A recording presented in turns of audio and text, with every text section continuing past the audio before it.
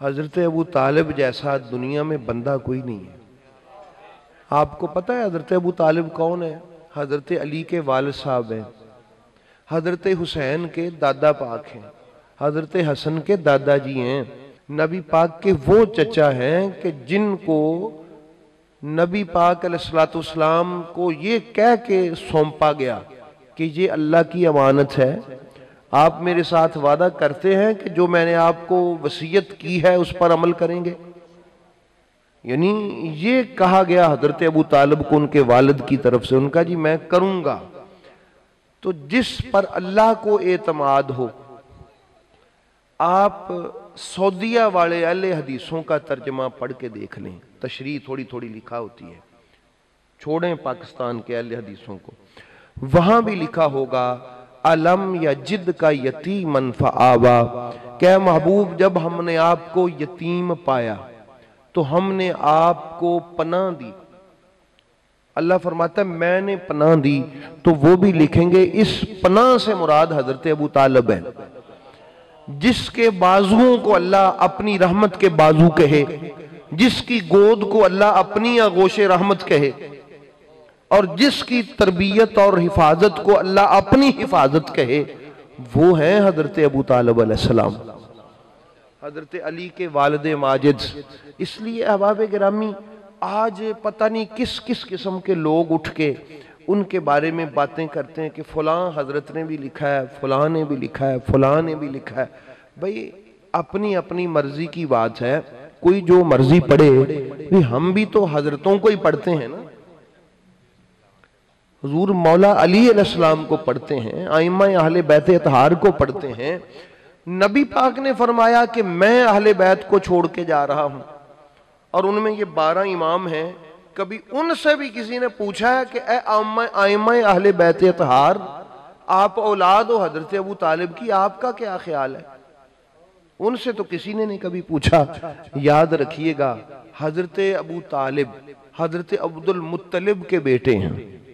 حضرت عبد المطلب وہ پاک و پاکیزہ شخصیت ہے کہ جب عرب پر کفر و شرک کے بادل اس رحمت کے سورج کے سامنے چھائے ہوئے تھے، کفر و شرک کا اندھیرا تھا، کوئی پتھر کو سجدہ کرتا تھا، کوئی لکڑی کو سجدہ کرتا تھا، اس وقت بھی کوئی انسانیت جب نہیں تھی، پاکیزگی و طہارت جب نہیں تھی، جب کسی طرف بھی کوئی سلیقہ طریقہ اور شعور نہیں تھا، تو ایک گھر ایسا تھا جہاں پر ملت ابراہیمی ہونے کے ناطے سے ہدایت کی شعائیں ان گمراہی کے بادلوں کو پھاڑ کے بھی نکل رہی تھی۔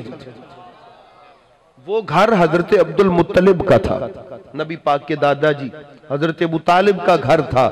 آپ کیا جانیں کہ حضرت عبد المطلب کا عقیدہ کیسا تھا؟ لوگ ان کے پاس آتے کہ بارش نہیں ہوتی تو اللہ کی بارگاہ میں ہاتھ اٹھا کے عرض کرتے، اللہ تعالیٰ بارش عطا فرماتا۔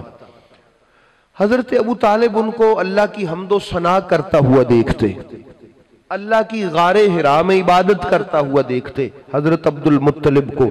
ان کا خیال تھا کہ زانی، شراب نوش، سود خور، حضرت عبد المطلب کا خیال تھا۔ اتنا پاکیزہ خیال آج بھی کسی کا نہیں ہے جو میں عرض کرنے لگا۔ زانی، شراب نوش، سود خور، اس کے ہاتھ کا ذبح کیا ہوا جانور کھانا جائز نہیں۔ یہ آپ کے اور میرے پاک محمد کے دادا کی پاکیزگی اور طہارت کا عالم تھا۔ یہ کس دور کی بات ہے؟ جب لوگوں کو پتہ ہی نہیں تھا کہ شراب ماڑی ہے کہ چنگی، زنا ثواب ہے کہ گناہ، ثواب ثبو والا تو چکر ہی نہیں تھا۔ بھی مسئلہ سمجھو، خامد کتنے ہوتے ہیں پتہ ہی نہیں تھا، بیویاں کتنی ہوتی ہیں علم ہی نہیں تھا۔ اس دور میں حضرت عبد المطلب کا خیال تھا کہ بغیر نکاح کے عورت نہیں رکھی جا سکتی۔ کیسے پاک تھے، کیا پاکیزگی و طہارت تھی حضرت عبد المطلب کی، اتنے پاک و پاکیزہ تھے۔ اور یہ حضرت عبد المطلب ہی تھے جنہوں نے کہا تھا کہ کعبے کے چکر 1 2 3 4 طواف لوگ کرتے تھے تو ہٹ جاتے تھے، فرمایا 7 چکر لگاؤ گے تو طواف ہوگا. یہ قیامت تک حاجی جو کچھ بھی کرتے ہیں پاک محمد کے دادے کا ہی صدقہ ہے. ننگے ہو کے طواف کرتے تھے, منتیں مانتے تھے کہ ہماری یہ منت پوری ہو جائے تو ہم ننگا ہو کے کعبے کا طواف کریں گے, مرد بھی اور عورتیں بھی. کون تھا جس نے کہا یہ حرام ہے؟ کون تھا جس نے کہا یہ حرام ہے؟ وہ حضرت عبد المطلب تھے, نبی پاک کے دادا جی.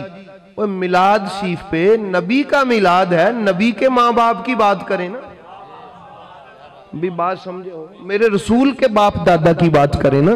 اس لیے احباب گرامی اپنے باپ کو حضرت ابو طالب نے اتنا پاک و پاکیزہ دیکھا, اتنا طاہر و مطہر دیکھا, اتنا تقدس معاب دیکھا کہ وہ برداشت بھی نہیں کرتے.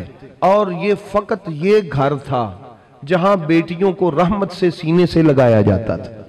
اور آپ فرماتے تھے یہ بیٹیاں زندہ دفن نہیں کی جاتی, بیٹیوں سے محبت کی جاتی ہے.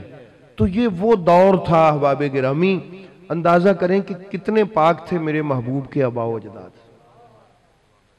آپ کو یہ لطف آئے گا یہ بات سوچ کے کہ ہم رسول کے میلاد پہ رسول پاک کے باپ کی بات کرتے ہیں, دادا کی بات کرتے ہیں, ان کے پردادا کی بات کرتے ہیں. تو یہ وہ تھے جن کو حضرت ابو طالب کی میں بات عرض کرنے لگا. حضرت عبد المطلب کے باپ بیٹے ہیں نا حضرت ابو طالب. حضرت عبد المطلب ایسے تھے, اتنے لوگوں کو کھانا کھلاتے تھے کہ عرب میں ان کا نام فیاض مشہور تھا. اور پورے عرب میں چونکہ وہاں کوئی اس طرح کا کھانے پینے والا سسٹم نہیں تھا. مطعم الطیر, ہواؤں میں اڑتے ہوئے پرندوں کی دعوت کرنے والا حضرت عبد المطلب مطعم الطیر کے نام سے معروف نبی پاک کے دادا جان. یہ ساری تربیت حضرت ابو طالب اپنے باپ سے لے رہے. انسان تو انسان رہے, ان کی موجودگی میں پرندوں کو بھی کھانا کہیں سے نہیں ملتا تھا, وہ بھی پاک محمد کے آباء و اجداد کھلاتے تھے. اور یہ اثر تھا کہ ایک وقت آیا کہ حضرت ابو طالب کے پاس پیسے نہیں تھے. 10,000 روپیہ حضرت عباس سے اپنے بھائی سے ادھار لے لیا. فرمایا یار وہ پانی پلانا ہے میں نے حاجیوں کو. 10,000 اس دور کا 10,000 دینار, آپ اندازہ کریں سونے کا. 10,000 دینار ادھار لے لیا حاجیوں کو پانی پلانے کے لیے کہ یہ اللہ کے گھر کے مہمان ہے, یہ علی کے بابا کی بات ہے. اگلے سال پھر آیا, پیسے نہیں بن سکے, 14,000 دینار پھر لے لیے. انہوں نے کہا کہ اگر اب بھی اگر آپ نے نانا میرے یہ, چونکہ ڈیرے دار آدمی جو ہوتا ہے نا اس کا پلہ خرچ ہوتا ہے, یہ 1400 کی کام نہیں. آج ہر تیجا بندہ چودھری بنے ہیں, ٹھیک ہے نا جی, فلاں بھی چودھری تے فلاں بھی. یہ چودھر کسے ویکھنی علی پاک دے گھر چ ویکھے, دوواں چواں پنجاں بندیاں نو نہیں. حج پہ آنے والے کتنے لوگ تھے جن کی مہمان نوازی علی کے بابا کرتے تھے. پھر یہ تھا ان کا معیار, اور یہ اپنے باپ سے سیکھا تھا انہوں نے کہ بیٹا بھلے حالات کیسے بھی ہو جائیں, جو اللہ کے گھر کے مہمان ہیں ان کا خیال تم نے رکھنا ہے. ان کو جھلستے ہوئے تم نہیں دیکھ سکتے, ان کے چہرے پر اب وہ جو تمازت کے آثار ہیں دھوپ سے جلن کے, وہ تم برداشت نہ کرنا. یہ علی پاک کے بابا ہیں. احباب گرامی ایک اور بات حضرت علی کے بابا نے اپنے ابا سے سیکھی, وہ کیا تھا؟ اللہ پر یقین اور اطمینان. شاہ صاحب قبلہ آپ کی نظر کہیے, کیونکہ تاڑے دادے دی گل ہے نا, تانوں بہتا سواد آئے گا. حضرت ابو طالب اور حضرت عبد المطلب کی